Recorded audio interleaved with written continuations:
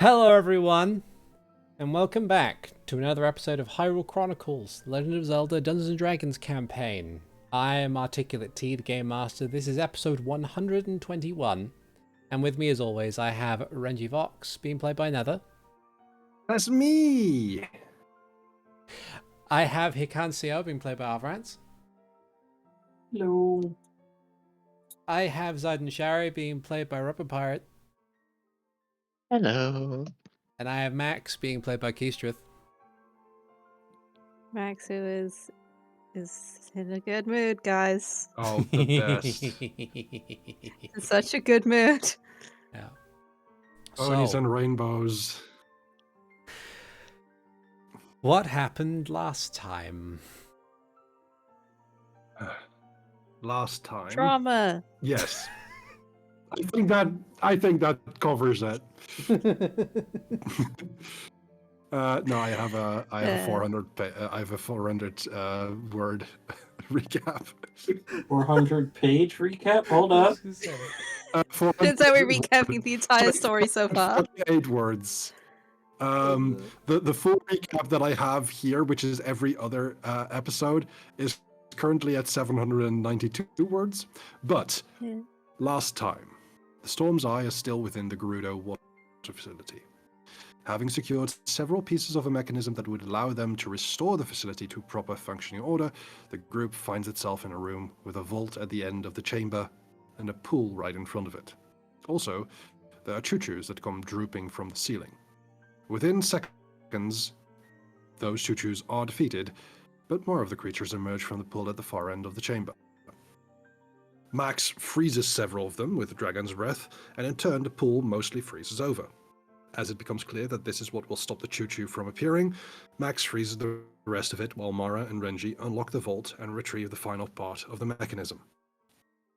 Returning to the central chamber, Tyrina, Hikan, and Zayden add the parts to a larger spigot, and finally release the water the facility had held back all this time.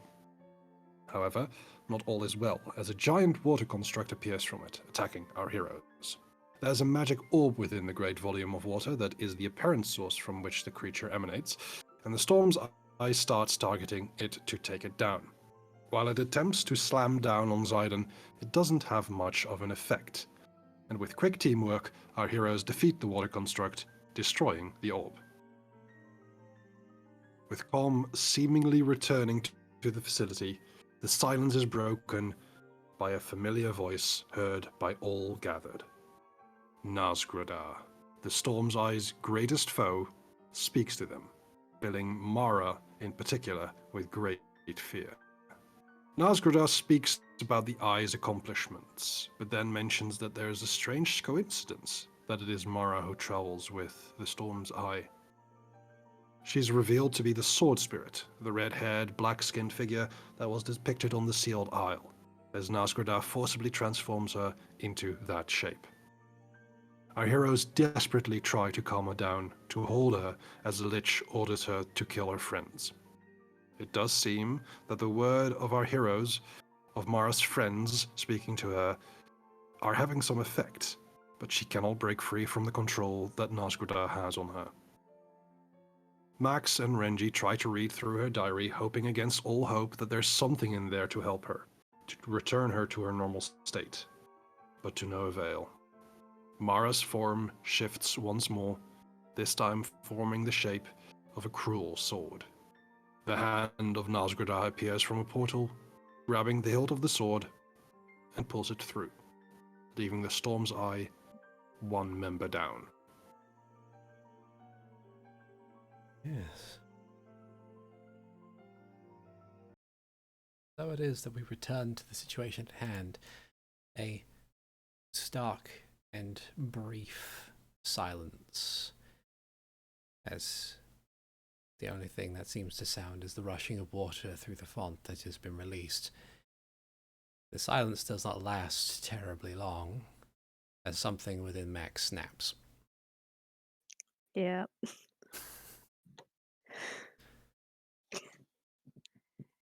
So Max has two hordes.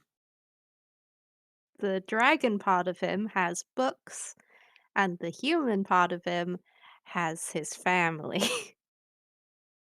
And Nasradar just stole part of his horse. Mm-hmm. So Max goes from standing completely still to basically Hylian Tesla coil in the span of about a second. Yeah. Given that Renji is very close to you, what do I need to roll? How big is the immediate vicinity effect of you expending every last one of your spell slots? Can I make a roll to try and contain it to me as much as possible? Sure. Because charisma is your spellcasting stat, give me a charisma save. Okay. That's a natural one. No. That sounds about right. I'm gonna hop back over to the map real quick. There is. Yeah. Okay. So as I wait for everything to load in. Where's my ruler? No. I'm gonna say it goes out in 20 feet in every direction. Everybody is at Okay. least at the furthest, which is Tyrina, is 10 feet away. Good. So we keep our friends close. we do. Which then ultimately means that so what happens is that in that brief moment, every ounce of draconic magic that is the core of Max erupts violently in a flash of storm energy that explodes out in every direction. Everybody who is within that vicinity, I would like them to make for me a dex save. That's a 16. Who is within 10 feet of Tyrina? I have to go back to the map. Hold on. Can you I thought you show were us- still on can, there. can we see you the map? Yeah, can we see the map? Yeah, sure. Yeah. Oh, a sec. Of course. There we go. And Okay. There you are. Okay. there we go. So, Oh wow, everyone really Max is right next to me, huh? Yeah. Oh man, So, Zion is the only one not affected by Tyrina's aura. Rips. Yeah. So Tyrina has a charisma modifier of +4. So everybody except Zayden. Yeah. That would be that would be a total of 15 on the charisma save then. Oh, there's a +1? Pardon? Hmm? There's a +1 from Tyrina, or? +4. Yeah. Okay, +4. Yeah. Okay, good. Okay, so I'm going to say, I mean, granted, it's even with the reduction from that, it's still not going to be enough. Everybody's still going to be caught in it. So I'm going to need Some of you do have evasion though. Yeah, I'm going to need dex saves from everybody. That is We have a 20, an 8, and an 18. Okay. 13, 18, 18. Okay. And Tyrina herself. 20. Okay. Thing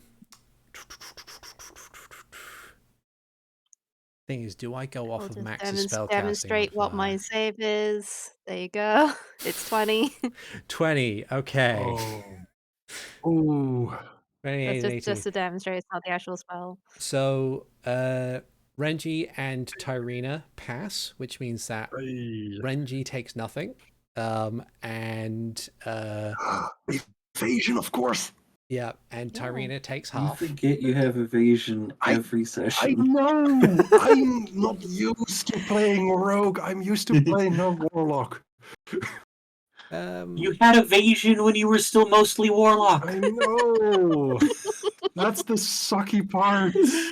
let's have a gander here. I want to do some mathematics and see which would be the better number for this instance.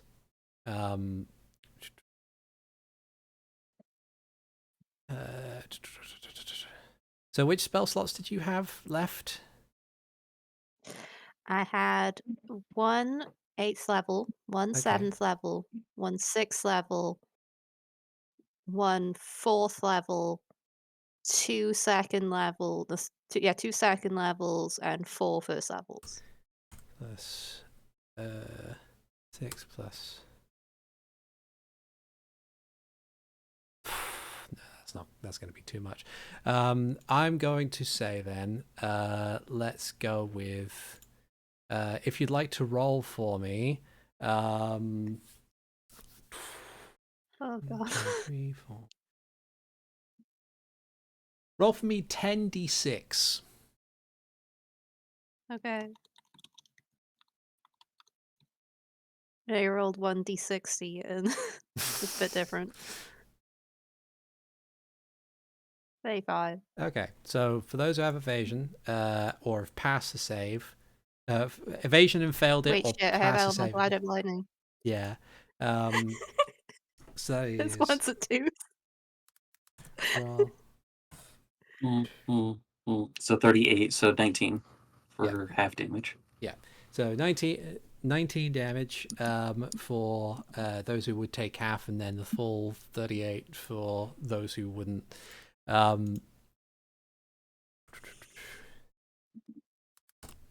Yeah. I was fully ready to take that damage, and then Alvarez reminded me of evasion. Yeah. Actually, Keistrith reminded you this time. Yeah. Yes. And like Okay. as this is happening, Max is gonna back up toward the thing up here and try and like grab the metal thing Yeah. to conduct the lightning. Yeah. So as you stumble back and place hands upon the adamantine rods that are part of this I capstone. don't know if adamantine can do lightning. Max doesn't know either. He's not smart. Yeah.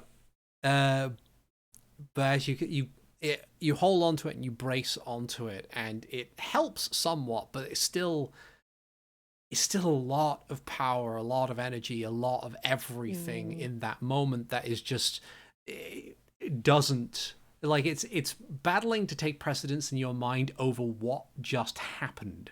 And as you kind of like force onto this thing, it does stop the residual energy from going outwards, at least in the sense of the immediate explosion effect. Everybody else, your passive perceptions are probably high enough by this point in order to notice, as you look out towards the end of the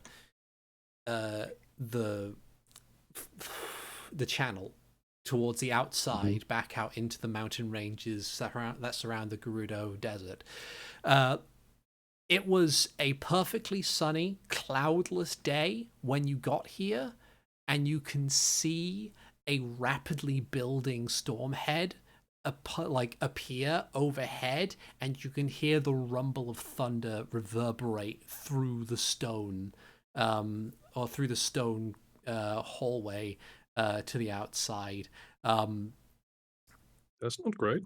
Yeah, it is definitely moving unnaturally fast, even for those who may not be as learned of nature, namely Tyrina. And we feel like the air becoming like statically charged. Yes. Yeah. We can smell it. Ooh. Max, Trying. do you need help? Trying. Just like trying to force it either to stop or go away, and he doesn't know which one to focus on. Let's see. I have a couple spell slots left. Can I try and dispel some of the energy? Okay. What level are your spell slots? I have 1/3, 2 second, and 1/4. Okay, so whichever one you use in this instance, because technically this is more or less a extension effect of control weather, which is an 8th level spell. You're going to need to roll Right. your base like spell casting stat against a DC 18. So what I'm trying to do, and I don't mean to like affect the roll with this, but what I'm trying to do is dispel like any sort of harmful effect Yeah. on Max himself. Yeah. So it'll be So, largely the same I thing, yeah.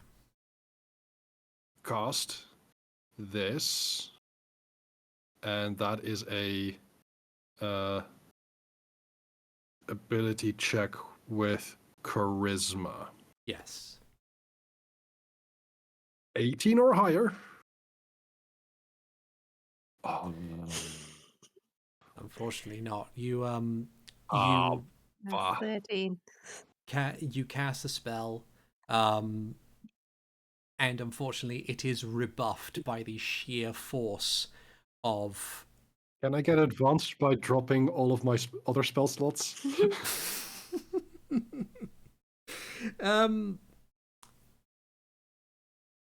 You'd have to re-roll again anyway, but I understand. I would say, did anybody else want to do anything in this moment? I have a lightning medallion, and I could try to just like use. I saw Gorespire manipulate lightning with it. Okay. I can try to do the same. Let's see. What was the stat that we used for you casting with the Quake medallion when you had onto it?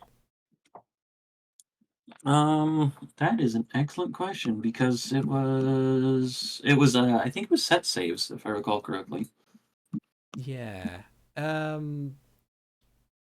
which would be the DC 17. Yeah.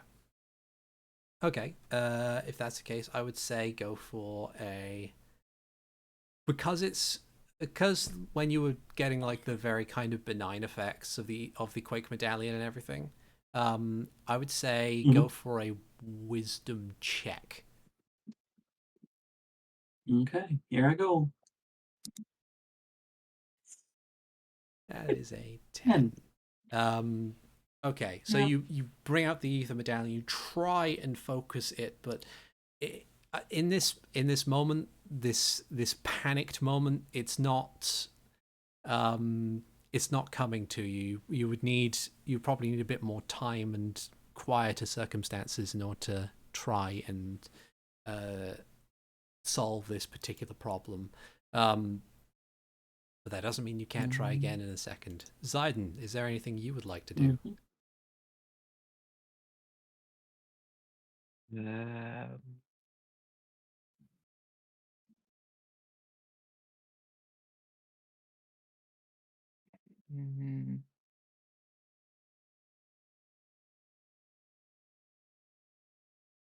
I was tempted to try turning Max into a rabbit with polymorph because that will cut off magic abilities.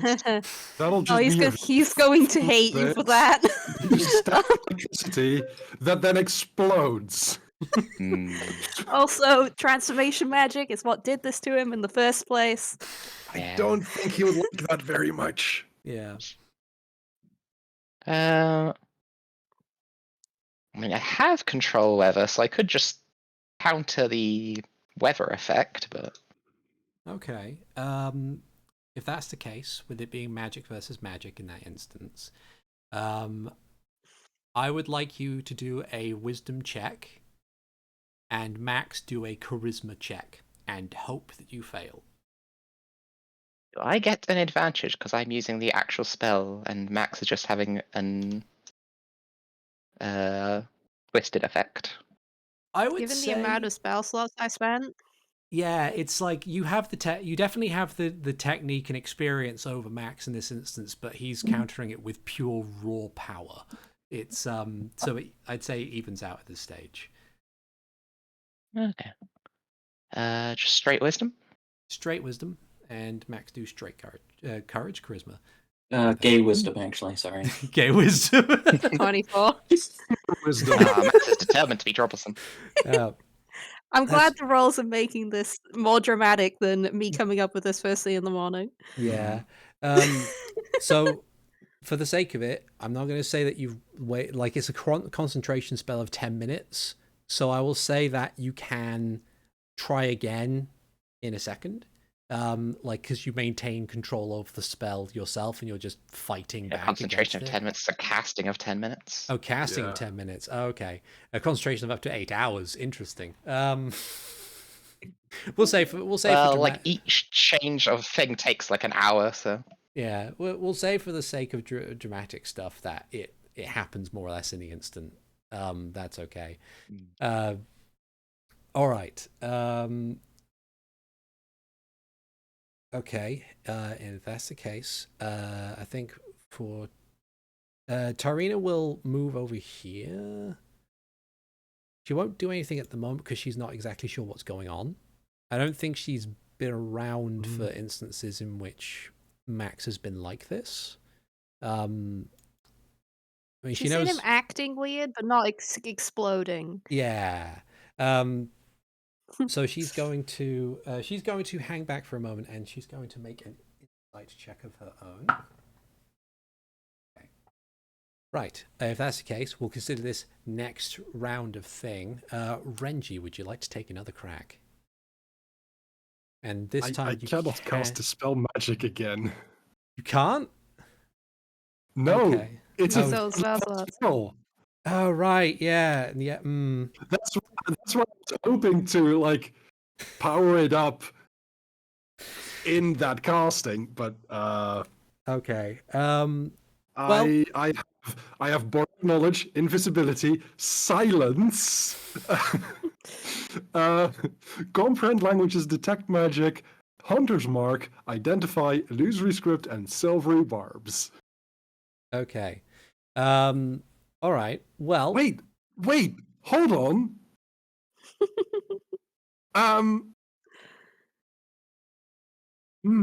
Would you like to silvery It barbs was a check? wisdom check versus. I might want to do that. Yeah, if that's still possible, because like Yeah, go for it. been It's a Sidon's turn. reaction, so Oh. yeah, I'd say so. So There silvery we go. barbs, max roll again. And use lower roll. And who do you give advantage to? I will give advantage to Sidon. Okay. There you go. So with a 9, so with a what would I 9, say? there's. I'd say that while the power is definitely there, Zaiden's probably not necessarily any storm that you may have made, but has been around long enough to have experienced a terrible storm in and of itself, and likely knows the points in which to kind of detangle things magically in order to calm things down, and is focusing that primarily on you. So as you're standing there gripping onto these bars and trying your best in order to hold the magic back, you feel it subside slightly, though the pain that is existing in at the front of your skull is still significant. As you try and keep things calm. But I would say it's still kind of sort of more or less like running out of control. You're still like harmful to touch, but the actual like aura of electricity has visibly dimmed down slightly. Is there anything else anybody would like to do? Can I make another roll to try and Sure. move? to give- try and be movable so we can leave the building. Yeah. Give me a give me another charisma save. 12. Okay. 16. 16. Okay. Yeah. There's a with the tempest feeling like it's weakening. You force the magic back down, and you still crackling slightly. You manage to find enough of a wherewithal to stand straight and let go of the bars. Still a bit shaky, still not exactly sure what to make of anything at this point, but you've got it contained enough. The rest of you, as Max stands somewhat straight, can see 2 new horns protruding from his skull, which in turn are like running lightning like a Jacob's ladder for the moment, as still sparks still roil off of his body. Yeah. What do these horns look like? What do they look like? I believe I provided an image at some point. I can post it again in I mean, Discord. the listeners have not. Yeah. Yeah, Well, but I can't directly show them. Yeah, this Unless isn't I put it Foundry. in the Plainsmail. Maybe not all viewers are in the Plainsmail. There we go. So twisted horns with protrusions, bone white. yeah. Coming from Max's skull. Yeah. They are rad as fuck. I built them with 3 different sets of horns in Hero Forge. Yep. Yeah. Neat. Yeah. I will post it in the tabletop thing on the Plainsmail as well, so some other people can see some of them. I'll put a link in chat. There we go. Okay. Yeah. You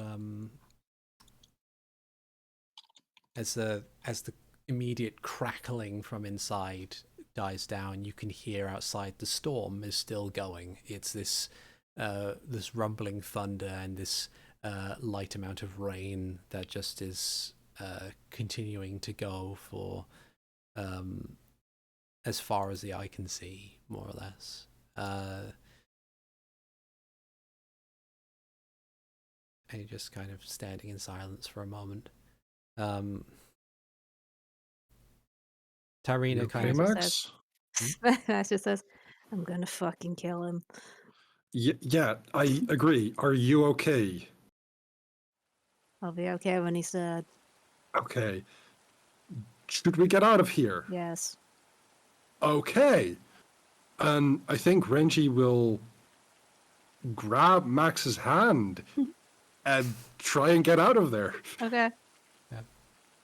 so you, Max lets himself be dragged.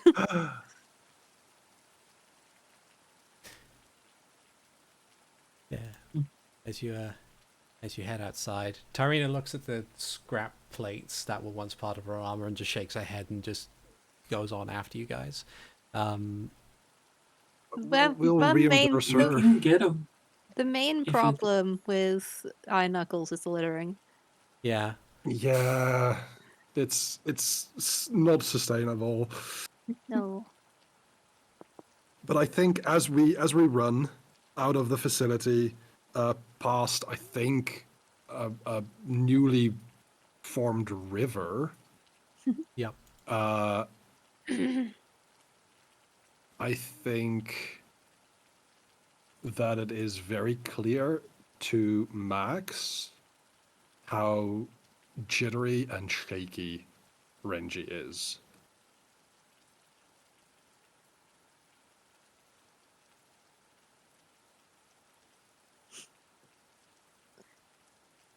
I'm guessing that, like, I would assume it goes without saying, but I'm guessing you guys have also taken Mara's bag with you.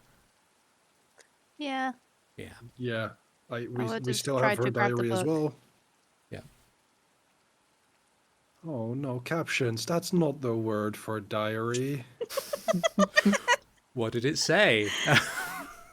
What do you think? Oh no. Oh dear.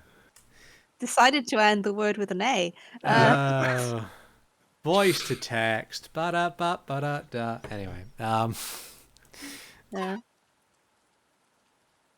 But yeah. You make your way outside. We have 2 bags of holding, 3 Dude. bags of holding, So many bags. so of many holding. bags. So, yeah. Just for convenience sake, I will put 1 bag of holding in my... No.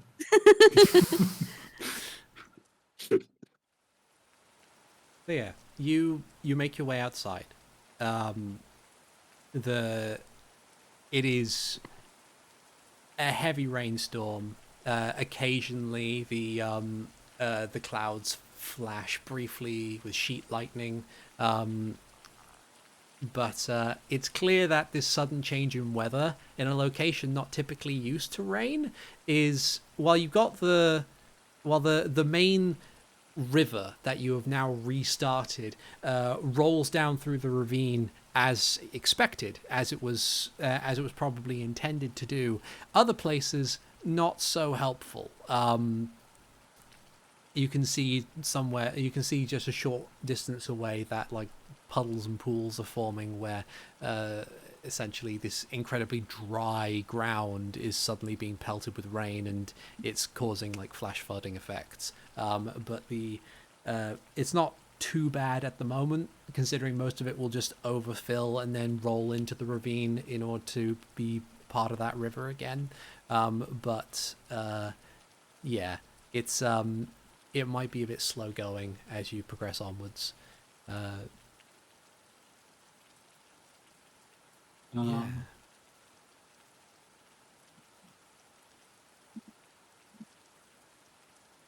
I cast control weather. Is that still going? Yeah, you got Yeah. concentration on it for 8 hours. Yeah. I guess Zidon will I like. can't believe that I finally got to make a storm and then Sidon just stole it from me. You made this storm? I made the storm. Mine. Aww. Zidon's gonna I'm gonna I reformatted this so it should be more readable now. There we go. Yeah. So you can change it. I have to roll 1d4. It'll take 20 minutes, but I'll push it from torrential rain into normal rain. Okay. Yeah. And I guess generally calm the winds and get the temperature more normal. Yep. Okay. Yeah, it's fairly cold. Given that there are the Sandmen, I'm going to keep the rain going. Yes, that's a good idea. And you progress onward. I'm guessing you guys are making your way back to Gerudo Fortress. I think so. We still got to get permission to go into the desert. If anyone says Yeah. anything, Hikan will be like, I understand. The old man is helping us. We did this for the old man. One step at a time. Yeah. You make the trek back to Gerudo Fortress. Does anybody say anything to anyone else, or do you remain in silence on the duration of the journey?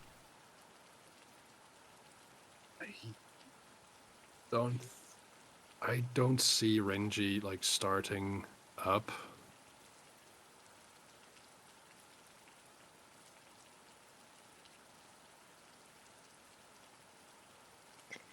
Maxwell at one point just look at everyone else and just say, "You guys okay?"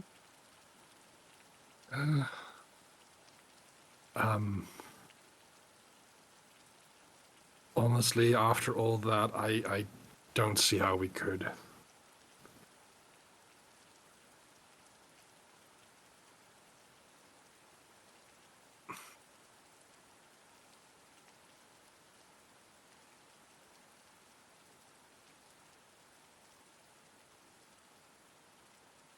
Doing better. You? Yeah. How are you doing? Is she talking to me in this case? Yeah. Okay. It's like, it sounds like, I just want to break all of his bones. Understandable.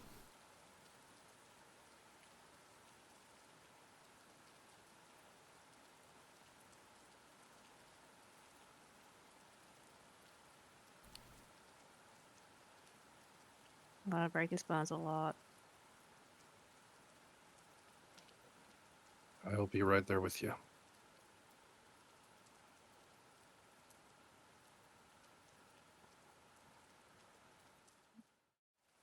Tyrina kind of looks up overhead.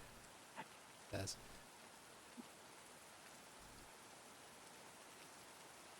I don't think they'll... If anybody says anything, I'll... If I head up front, any of the others at the fortress say anything, then I'll tell them otherwise. I don't think we need to drag you back to see the king. If anything, I can take care of that. I'll just make sure that you can get through the gate and go on.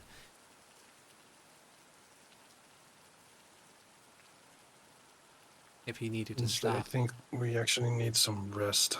Yeah, I was going to say, if you needed to stop, then I can make sure there's at least some beds or some tents or something. A spot where you can camp Right. if at the... Max is clearly a mix between absolutely furious and fucking exhausted. Yeah.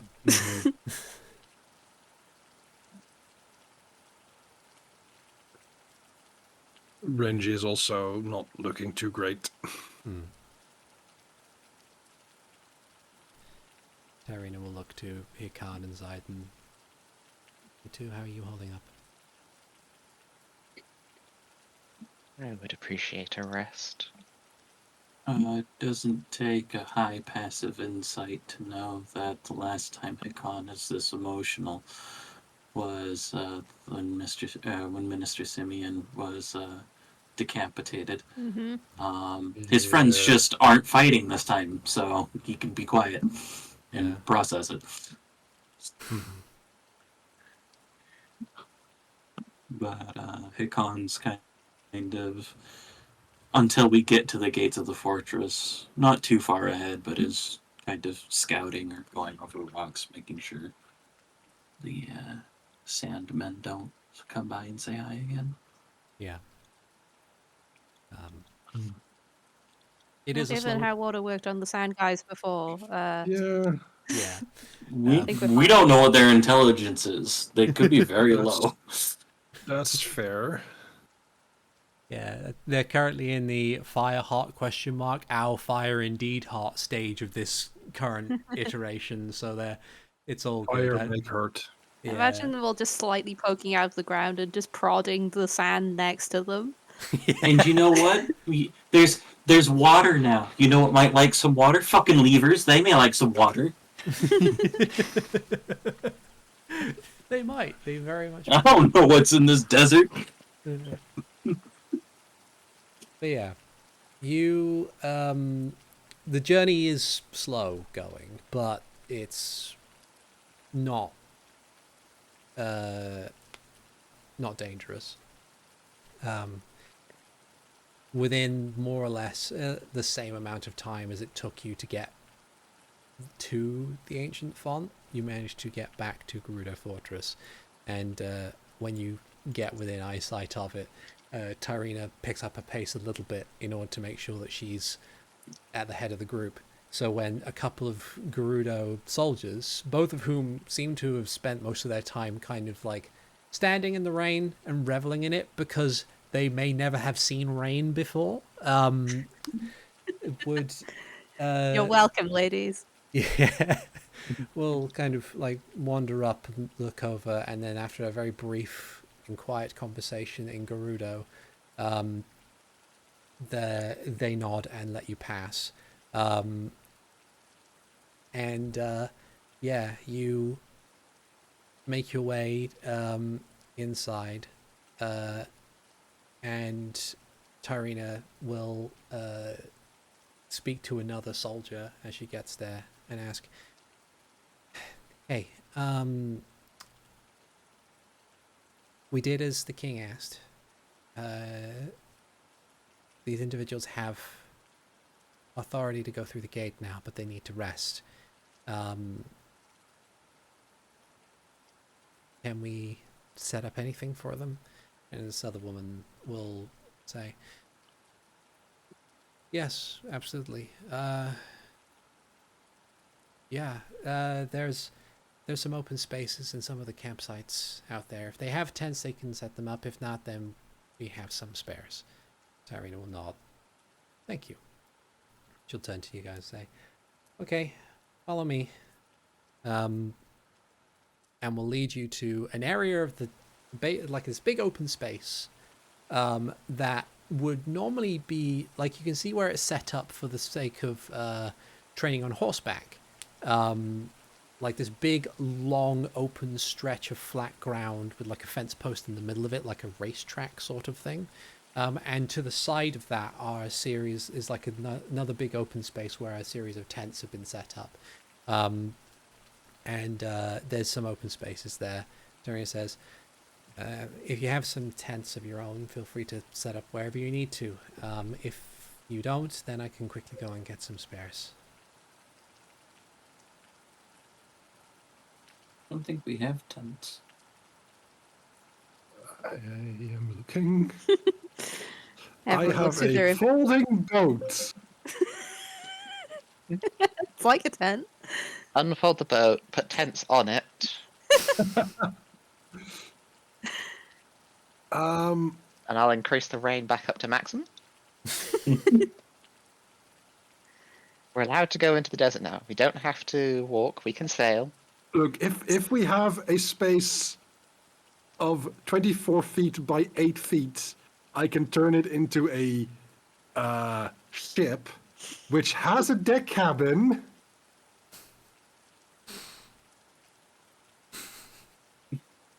Do you suggest that out loud? Yes. Because I don't like the rain. Tyrina kind of like raises an eyebrow at the whole kind of, you've been traveling together for months on a grand and mystical adventure and none of you have tents, and it's like, okay, and then you suggest the boat is... Max is just like, yeah, this is normal. Yeah. Tyrina be like, The I mean... Explorer's Pack has a tent. No, it does No? not. There's a bedroll. Tyrina... Oh, no. I have tents. Hey! You have tents. Yeah. That's... Phew, this wasn't I tense. think we bought them. I think I bought them. It was before I got the immovable rod. It was before we went to Snow Peak. After we were at Sarcosa. That's when I got them. I was gonna say... I was just about to say, if you hadn't, well, I can just make a tent with a wall of stone.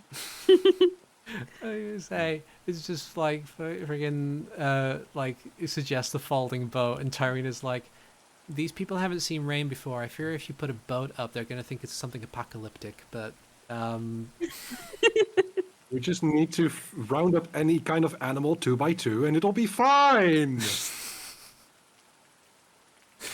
I don't know if the Gerda desert animals will fit on the boat. they won't.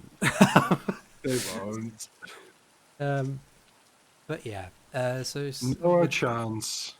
with tents on hand, Tyrina will say, okay, well, if you need a hand setting up, I'm more than happy to help, but I need to go and let the general and the king know that Right, you need task to debrief. complete. Understandable. Yeah, you don't have to be there. I can take care of it. Don't worry. If you say so. And Know where to find us if we're needed. yeah, same to We'll you. be, I don't think any of us are in the mood to loiter and go finding trouble. Okay. Well, as said, if you need a hand with anything, or just to talk, then you can come and find me, okay? I'll come back with breakfast. Thank you, Tyrina. He'll trudge off, leaving you to set up your tents as when you need to. Thankfully, it doesn't take too long, even with the rain. Renji uses a lot of mage hand to set things up. Yeah. Rice is like half asleep, putting his Mm-hmm. Yeah. staying awake by rage alone. But after, say, half an hour to an hour, you get your campsite set up.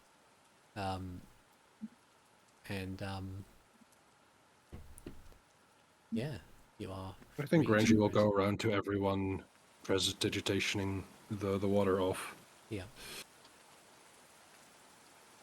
Hikan's staying outside in the rain for a while. I mean, it's desert rain. It's not that cold. No, but this is going to be like you can hear Renji saying like, "This is very annoying to like."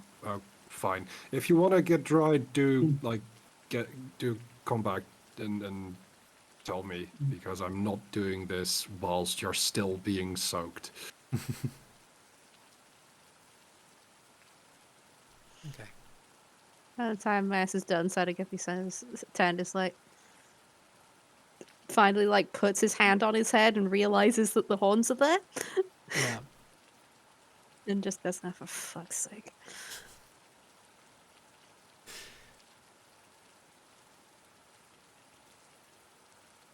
Yeah. I can't sleep on my back anymore. God damn it! I was actually going to offer you like an extra set of clothes to pad your pillow with. That's fine. Mass will make do. Hmm, He will just pass out as soon as he cuts in the tent anyway, fair. Yeah. regardless of how he lands. Yeah. Clamber into your tent, pass out, and yeah. Is everybody just gonna go to sleep for the moment? Or do they want to do something before they go to sleep? I think Hikan's going through, because it's been a little bit, as kind of a grounding exercise. Just starts going through his kata and then replays a lot of the, specifically given that in some form that's probably going to be part of the battle going forward, replays Mara's motions in his head and starts kind of shadowboxing for a while. Yeah. It's interesting. Mostly in the sense that there's a lot of stuff within her movements on like a retrospective insight check and everything like that. There's a lot of experience in it, but it's all very like the basis of it is very clinical. It's and very practical and versatile. It's like it's more or less the mixed martial arts of whatever it would be considered. It's just the best bits of other things like utilizing the environment in order to get more mobility, keeping on the move as best one can, because Mara's battle form, at least prior to being turned into a sword, had a lot of claws, like claws stuff. Most of it is probably going to be overarching swipes from the side. And of course, there's the bit where she had manifested a portal that allowed her to strike a target some distance away, meaning that her range is not terribly lacking, so to speak. And I think when portals kind of comes up, after a little bit more reflection, Hikan sits down in the mud and the rain because it's a desert and it's sand. Yeah. And we'll meditate on the ether medallion for a little while. Okay. Give me a wisdom save. Wisdom save. Okay. Yes. I'll stick with a 20. Nice. So, you sit down, and now you have this calm. You meditate over the medallion, and you allow yourself to pick up from the similarities with the Quake medallion from before. This maelstrom of divine might within this golden disc that certainly has its own unique energy to it. It is a powerful conduit of lightning after all, but it still has that same similar construction, and you feel like you're getting a lot of control over it. It's easier to get started with it now that you've had the experience of the Quake medallion. I will, by next session, provide to you a list of like cantrips and spells and stuff similar to what we did with the Quake medallion, as like various different benign effects and stuff. But yeah, but you do feel like you've gotten a bit more control over it, even if its big mainstay strike thing will still harm you without the appropriate focusing material. Sounds good.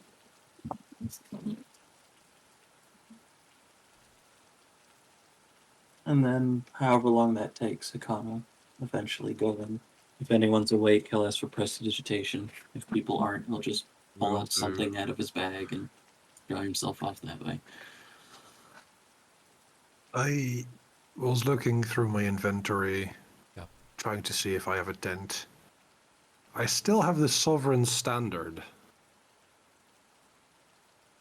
And I don't have stats on it. Battle standard? Yeah. But what I was thinking about is if I could maybe change the image on it Okay. somehow. Yeah. Which is what I'll probably be spending the time that I won't be resting for the night on. Okay.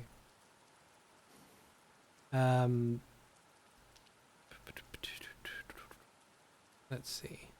I would say that like changing the banner that is attached to the glaive is pretty easy to do. You essentially, like, you can tell after analyzing it with your magical capabilities that the magic is in the weapon itself. The standard part of it, the banner, is not the magical part. So you are able to either just take the banner off and then replace it with a different one at a different time, or you can try and either through the use of dexterous skill with sewing and embroidery, or through magic, if there is a magic that can do it on a permanent basis, change it that way. But yeah, the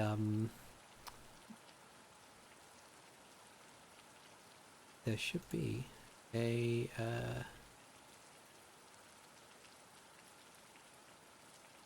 it should, like, it would be easy enough for you to do. So it's how in that's the case, how would you like to sew this, as it were? I think I would I think I would spend most of the time analyzing it. Okay. And And next time we're in Hyrule Castletown, I would probably try and find any kind of tailor or seamstress to help me with that, or just take it to Uriel and see if we can take that enchantment and put it to some other use. Okay. Yeah. So the stats for the Sovereign Standard, it is a +2 glaive. That deals an additional 2d8 necrotic damage. And when it deals that damage, the user heals half of the damage dealt. Right. It's kind of a mini vampiric touch. Alas. Almost. It's one of those things that I'm wondering if it would work, because that would make me lose sneak attack. Yeah. How many levels of rogue are you? I am rogue 9. You should So keep sneak attack. yeah, keep sneak attack. That's 5d6. I know. The main reason you got the sand sword is because it's a long sword that you can use as a short sword. A longsword with finesse, yes. That you can use as rogue. Yeah. Yep. That's the main thing. Yeah. You can see if Uriel can move the enchantment, if it's Yeah. something that we want. Mm-hmm. Yeah. That's I might Side could maybe use. consider bringing it, if Tyrina isn't going to go with us into the desert, I might give it to her and ask that she replace the banner with one that is like of the Gerudo. Right. Okay. I mean, that you have to ask her in the morning. Yeah, that'll this is probably slowly closer to sunrise. I'm thinking oh, this might actually be a good idea if Tyrina wants it. Yeah. Okay. As you ponder over that, is there anything else you wanted to do before you got some sleep? I think I'll start meditating. Okay. Right. Finally, Zayden. Have you gone straight to bed, or are you going to? Is there anything you would like to do prior to heading to bed yourself? No.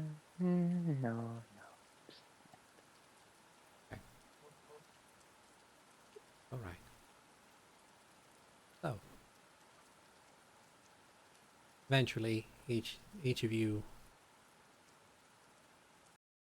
go to sleep. Gentle pitter-patter of rain upon your tents, being this kind of rhythm that allows you to drift off, and you sleep for the full 4 hours that the rings allow you to rest for. By the time you'll wake up, the rain has passed, and it is clear skies once again, though the ground is still fairly damp from the previous night's rainfall. As you kind of peer out of the tent, you notice that finally some of the water has sunk into the sand and dirt and is now made mud. It is a very muddy fortress now. But yeah, And they're welcome. you're still up before most of the people in the fortress are, given how short it is that you would usually sleep for. The sun hasn't even properly taken to the sky yet. You can feel the ambient cold from the previous night, given the locale. But yeah, as you'll wake up and are fully rested, you get all your health and your spell slots and stuff back, of course. Literally all of them. Yeah. Mm-hmm. Yeah. I also get back a significant amount of spell slots and bardic inspiration and Hexblade's curse. Yeah. As you wake up and you wait for, because Tyrina said she'd be coming back with breakfast. Yeah. Before that, I wanna read through more of Mara's book. I Okay. believe I'm still holding the telescope of Read Good. Yeah. Do you read that by yourself or do you read that with everybody else? I read it by myself until I am interrupted, and then I will let other people read with me if they want. All right. Before that, before we get on to that, because there is a bit to the book, does anybody look through Mara's pack? I was planning to with everybody there. Okay. Okay. Max is enough. just like sitting in the mouth of his tent reading the book. Yeah. They all kind of wake up at a similar time. I'll say that you're kind of all gathered for a bit.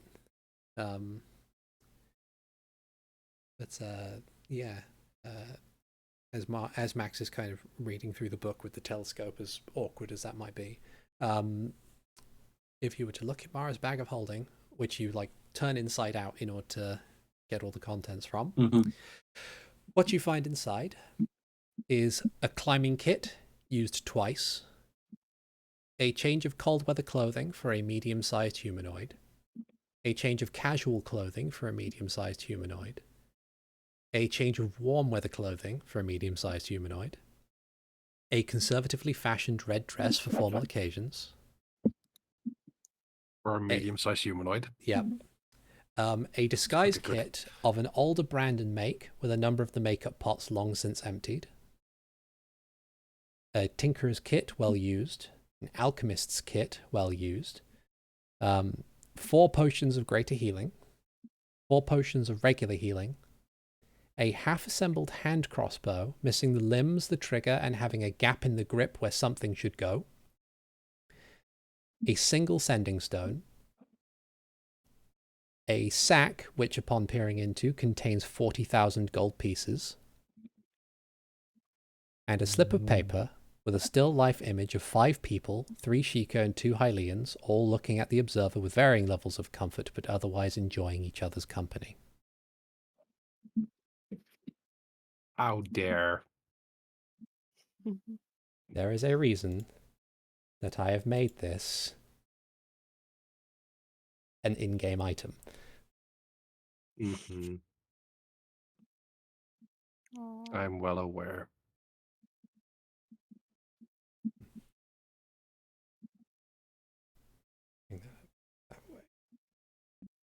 Okay, so as you're all sitting there,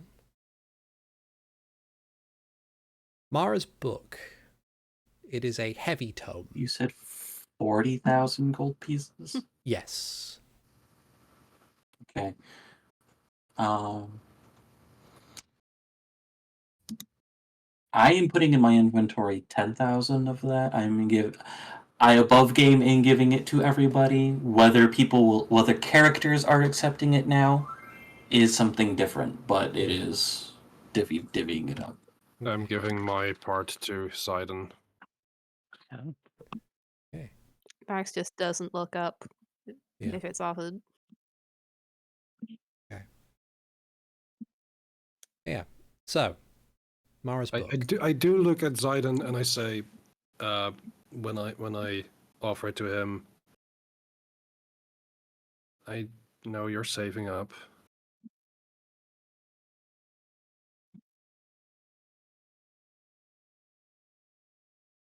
It's okay. I'll look after it.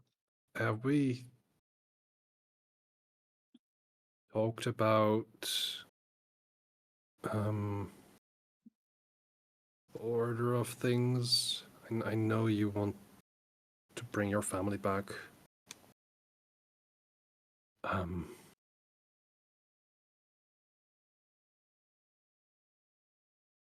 Minister Simeon is like family to, at least to me.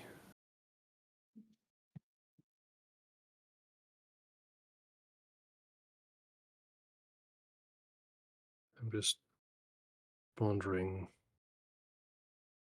about what your thoughts are.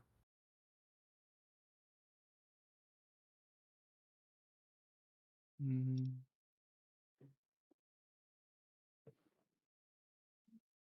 In terms of Simeon,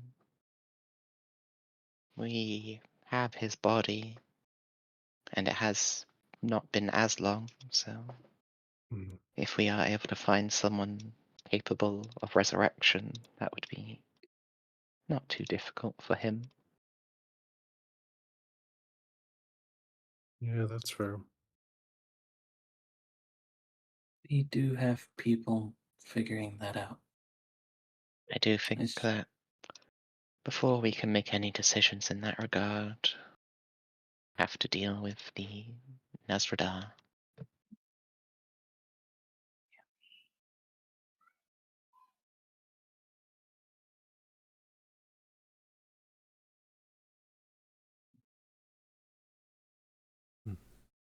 I apologise if the loud kids outside were caught on the microphone in that dramatic Oh, it moment. doesn't bother us. Yeah, it's fine. That's fine. Yeah. Yeah. Max doesn't say anything. Mm-hmm.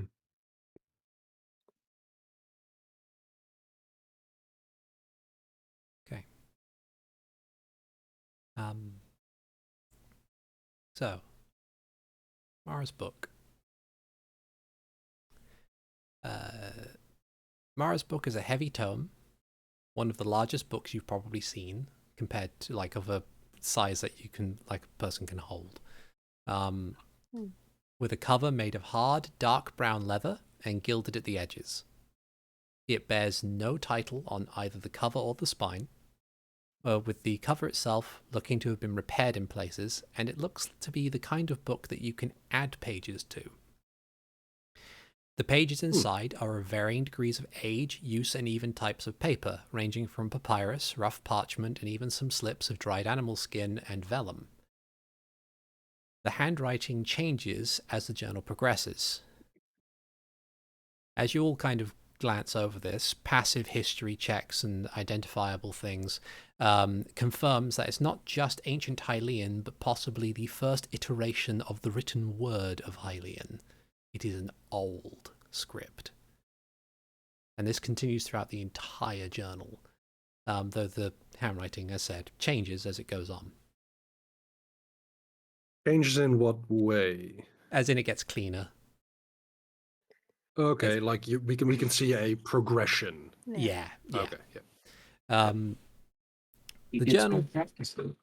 Yeah, that makes sense. The journal begins in a rough block capital handwriting, in which the author describes matter-of-fact pieces of information about various types of animal, location, and people. It's clinical and void of any form of emotion, but over time, it eventually starts pondering questions, at first asking how, but then asking why. Why do mortals gather together in groups? Why do they shed tears over the abstract? Why do they persist with such pain?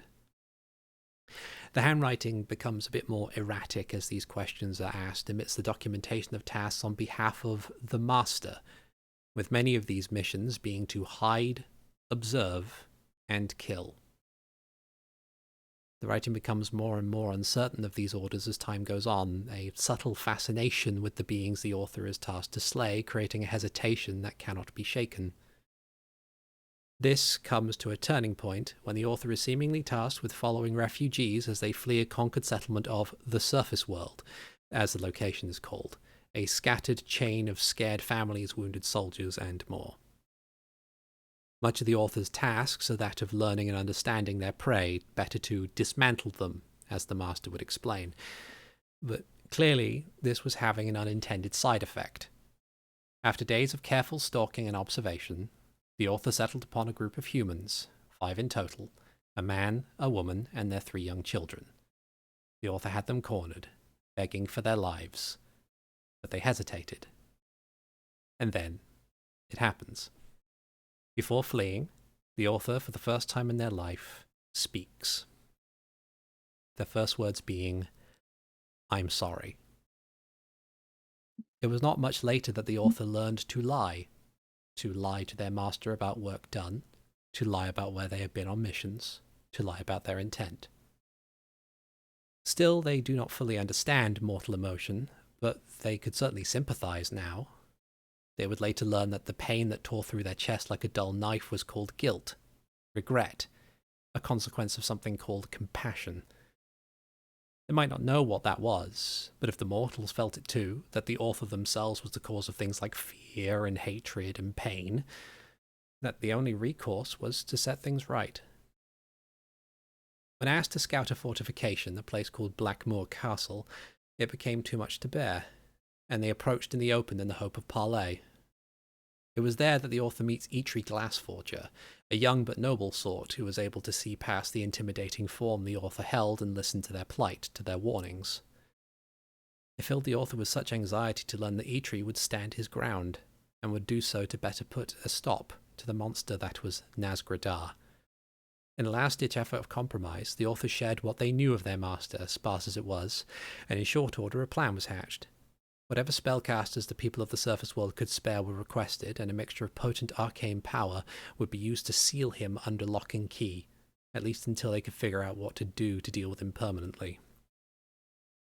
So when the author, locked in the form of a weapon held by their master, fell upon the castle with a horde of undead, the unstoppable lich and most decorated generals of the great Demon King Demise was undone. For once, the author did not hear their master's words, and shared in the relief of the surviving soldiers. The author recalls being rudderless for that time, not so much in that they missed their former master's guiding hand, but now being spoilt for choice. They met a valiant man in green, having arrived at the last moment to help with the efforts, holding his grip on a sword with an oddly familiar nature to it. It would not be until much later that they would learn who that man was. But what next? The author was free to do what they wished, to perhaps embrace humanity that they were so fascinated by, only to find it to be a lonely experience. The goddess Hylia was to whisk the humans into the sky, and the other tribes of the world would largely keep to themselves when hiding from the monsters that still roamed, a monster the author resembled. For centuries, they simply remained in the shadows, watching as history unfolded, to hear the tales of the death of Demise and the destruction of the one whom the author was based on, Girahim. They watched as humanity returned to the world, founded the kingdom of Hyrule, and hid the Triforce, an artifact of sacred might, away in the sacred realm, and over time, their role as observer no longer felt sufficient. They would practice their disguises, at first something simple and then something more arcane, learning from whatever book could be found or lecture could be overheard. They learned that illusions were all well and good, but distance would need to be maintained, and so they tried changing their form to no avail. Something about their nature made it impossible unless willed by Nazgradar, so they spent decades working on a ring of humankind, a subtle magic item to make the wearer more malleable. It was not long after that they learned about spells to make things seem mundane, and over time, a perfect set of disguises were formed. Names were chosen, and identities were forged, and before long, the author would take to the world as a new person, remain for as long as it would be sensible, and for someone that's so mundane, then vanish to find a new identity to adopt, a new people to interact with. It would break their heart to disappear like this, but it had to be done, lest there be too many questions about why they never aged. Or rather, it would break her heart. She had tried to adopt the guise of a male once or twice, but it never felt comfortable. Not as comfortable as when she would take the name or likeness of a woman or remained agender, and such a revelation resulted in much time considering the implications of such a thing, but finding the joy in it nonetheless. Such things were another vital step in uncovering who she was, as they might define it on their own terms.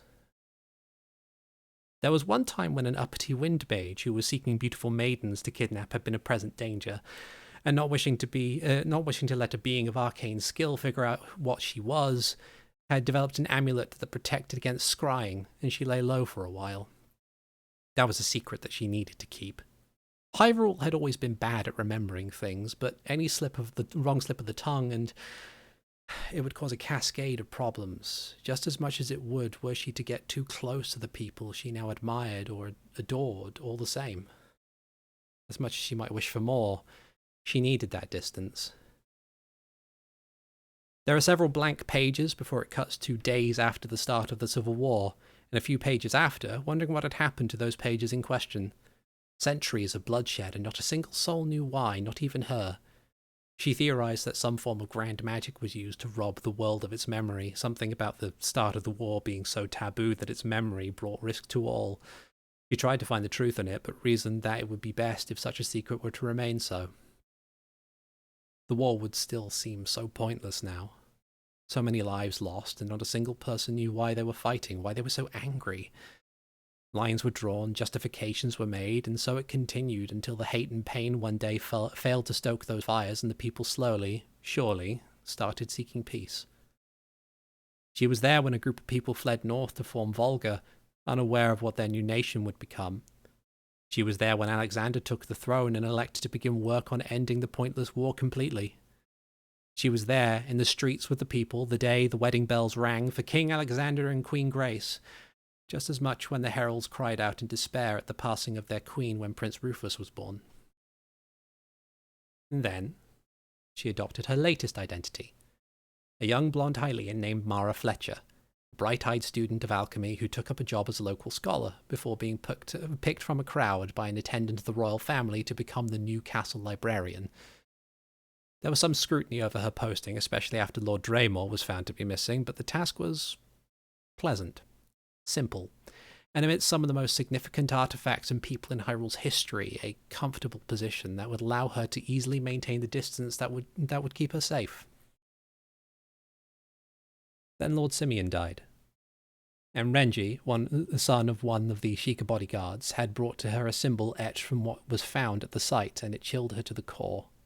The symbol was rough, and a clear bastardization, but it was still recognizable, the same emblem her former master held on his banners as he conquered the lands upon the tide of inevitability that was his undead legion. It could not stand. Not now. When the king died, murdered in his study through the efforts of the Twilight Cartel, as the nation wept for their lost king and feared for the future, Renji Vox came to Mara to ask for any information within the library that would help him steer his new task force into finding the ones responsible.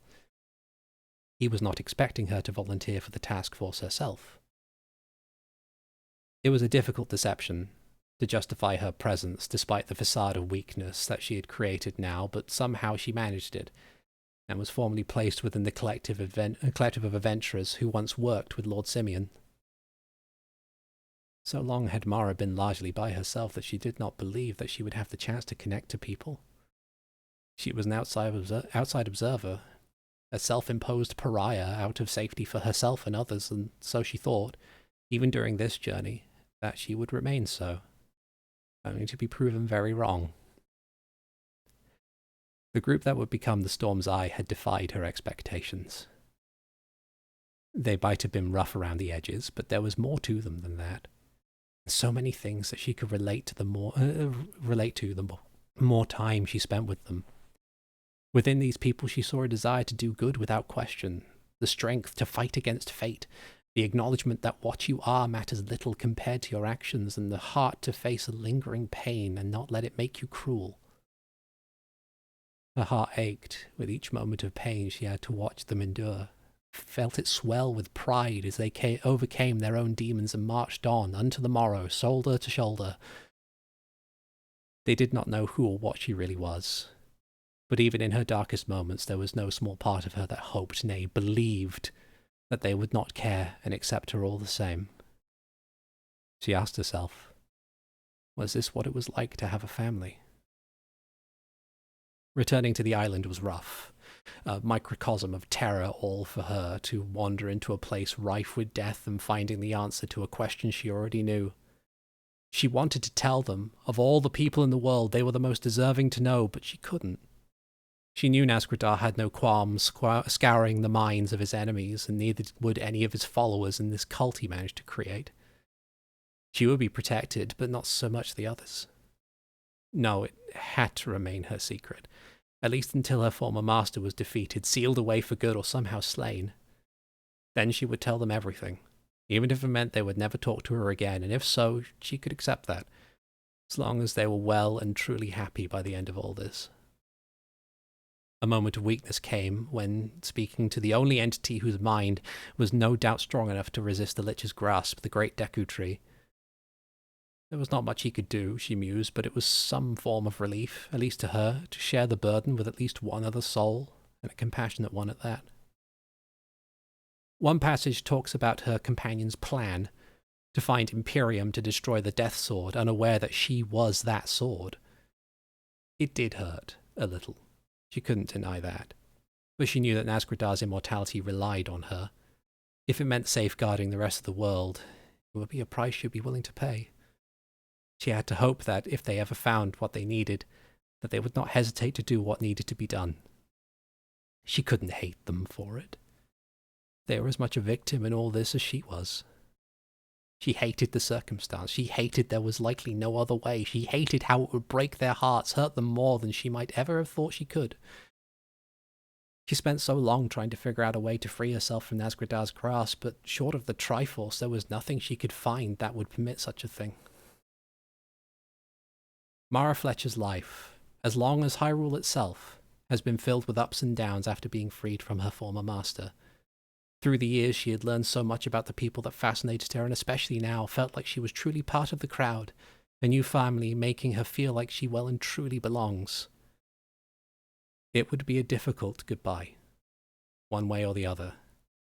But for that, she would consider herself fortunate, for a difficult goodbye meant that the time spent together was the greatest treasure she could ever ask for.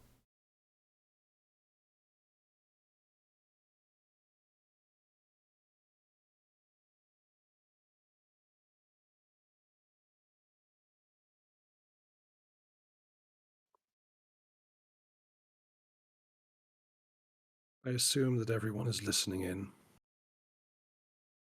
as Max We'll read shares- aloud, yeah. will read aloud. And I don't know if anyone would notice, but the moment that we get to the part where Mara speaks about her experiences as Mara and speaks about the circumstances surrounding Minister Simeon's death, specifically the moment where Renji is mentioned, Renji grows quiet and unmoving, tears streaking down his face.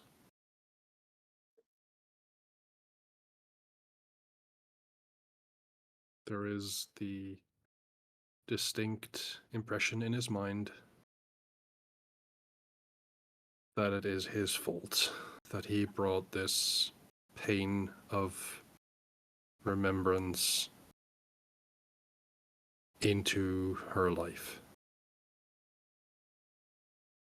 and caused the circumstances that took Mara from them.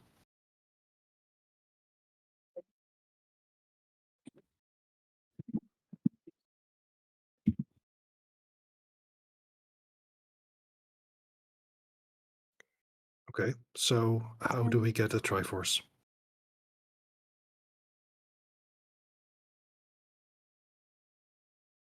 Who's got the scroll of commune? The what? Sorry, didn't understand any of that. Who's got the scroll of commune?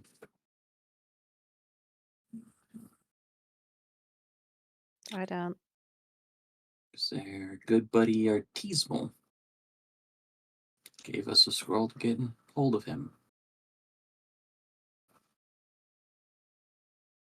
Did Sidon have that? No. Hikan would have given it to one of the spellcasting people. It's probably in one of our bags of holding. Yeah. I do not have it. Then it's probably in Max's then, and he's forgotten. Can I put like grab Max's bag, put my hand in, and think Scroll of Commune? Yeah, so you think scroll the commune, and you retrieve a scroll of paper, which upon inspecting has the magical words necessary for utilizing commune. I will need to figure out what that does exactly before I use it. I believe it's ask yes, no questions. But it is specifically to artisanal. Mhm. So this would be because, generally speaking, we asked artisanal for an audience with Din. Yes, we did. And And I'm And not. if Artisanal is I won't say able to sorry. do so, he would totally give us the heads up if that happens. If we need him beforehand, that is what we can use. But that is, I would say, reasonably the only tie to anything related to the Triforce that we have. aside from going and talking to the royal family, I guess. Yeah. But they might not And know, because I've already Hyrule likes forgetting things. I've already heard that they're not going to give up Mm. the Master Sword for some reason. Which means that currently in this continuity, because they won't give up the Master Sword, we cannot get to the Sacred Realm because it is the last key, so we cannot get the Triforce. But we don't know that. And maybe ArticulateT has a different way of doing things. Who knows? Max is just sitting there trying to think of literally any other thing he could do to help, other than get something that might not even be real. I think we need to figure out what questions to ask. Yeah, as you ponder this, there's something of a clatter, as well as squelching footsteps, as Tyrina comes along with a bundle of things underarm, and she gives a bit of a nod, will take in the somewhat dour expressions and sadness, and go, "Hey, brought you guys breakfast." And just sit up and say, Thank you, Tyrina. It's not the most amazing dish, but it's Food is food. food is food. It'll be fine. I've spoken to the general and the king. They're happy to let you through whenever you need to get going. That is a relief. I've also convinced a yes. couple of the stable hands in order to give you a couple of sand seals just to make the trip a little easier. But Oh, yeah. Look, I've never ridden a sand seal before. they're fun. Look, I didn't know Mara as much as you guys did. But I consider you guys my best friends. And she's a good soul. So I want to do as much as I can in order to help with this. What do you need me to do?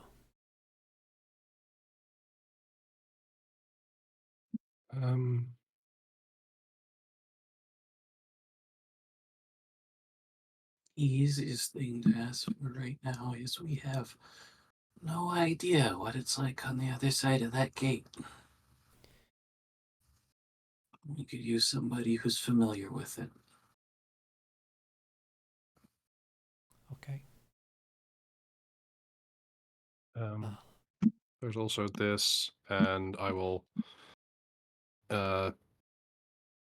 basically slowly pull the glaive, the sovereign standard, out. I was thinking through the night about tearing off this banner, and maybe you have an idea for a design or a pennant to add to it. Kind of think so. You might have some use of this. While this conversation's going on, Max is curiously looking at the manual of bodily health, like, what the fuck is this? And I will explain because this is a weird ass book. And I will explain because I rolled a 17, which is a 19 on the die for me. Arcana check to identify exactly what that is. Yep. How long does that take again? 14 is- hours over a week, It Okay. is 48 hours over 6 48 days. hours or 6 days. Okay. Maybe not the best thing to start on right now. Then.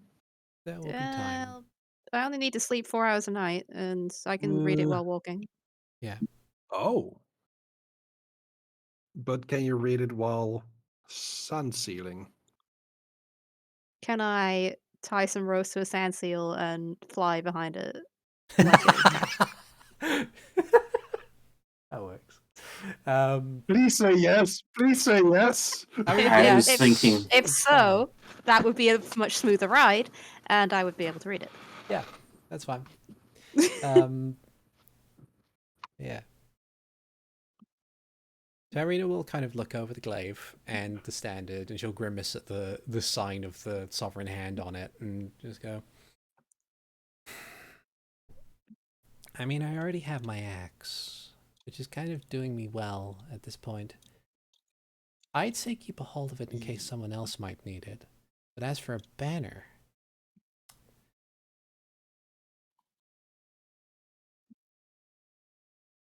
Listen, I heard you guys say that you'll get her back, and I believe you 100%. Maybe something of an ironic twist. Maybe something in honor of her. If it's the flag that you want to be at the head of everything that you want to do. Well, that's a fair point. But I'm not going to be using this weapon. Well, maybe you know someone else with a lot of strength who may also need to have a hold of it. I don't know. That's why I thought of you. Well, I do appreciate it. It has a admittedly gruesome history, but I thought you, especially as a paladin of Etheria, you might be the opportune person to redeem it. Maybe. But I don't know. Still, sovereign hand stuff still sticks in my craw a bit. Even if it has a different flag, I don't know. I understand. But that's who we're up against. Yeah. I remember what he did to me last time. I ain't forgetting that. Mm-hmm. So if you think you're going into this fight without me, you're damn wrong.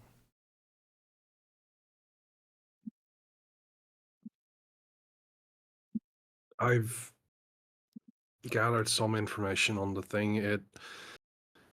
It seems that if you use it in combat, it'll allow you to sustain yourself on the vigor of your enemies. Now on brand for the cult. But that's fine. I'll, like I said, Yeah. I'm okay with what I've got.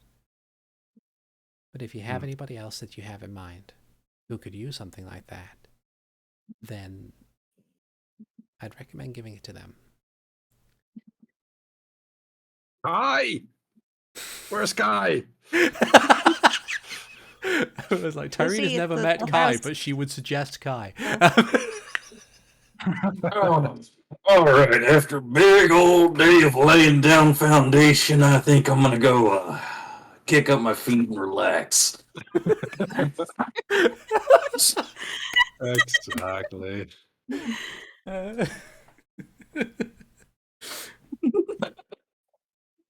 Oh dear. A nice jug of Goron rot. Oh no, you can't drink while on the job. Well, afterwards. It's your break. Yeah. Yeah. Tyrina will sit and eat breakfast with you guys for a little while. And will eventually get you guys ready to go. to deal with heading into the desert in order to find this old man who's been in your dreams for a while. And Not creepy at all. yeah, and with that, we will call the session there for now. I know it's early, but it's Mhm. The good news is, however, that you have all leveled up. Yay! Yay. Yeah. And yeah, I think according to the calendar we have one more session, and then the session after that will be off because it's Christmas Day. So yeah, but I figured we weren't going to play. yeah. But yeah, I have been ArticulateT. This has been episode 121. This has been Hyrule Chronicles, The Legend of Zelda Dungeons & Dragons campaign. With me, as always, I have Renji, being played by Nether. Hello and goodbye. I have Hikan Sio, being played by Alfred. Bye. I have Zayden Shari, being played by Rubber Pirate. Bye-bye. And I have Max, being played by Keith. Max's horns definitely do not catch on the tent when he steps out of it, and you cannot convince him that that happened. Shut up. My headcanon is with every step of the transformation, while Max has some awkward feelings about it, he also has the proprioception of knowing where his body is. You say that, but I did literally accidentally find a wall because my wing touched it when I was fidgeting with them. Yeah, Look. that's fair. That helps you, right? I didn't know it was there. but then you did. Yeah. Anyway, we'll see you folks next time. Take care, everybody. Bye-bye now. Bye.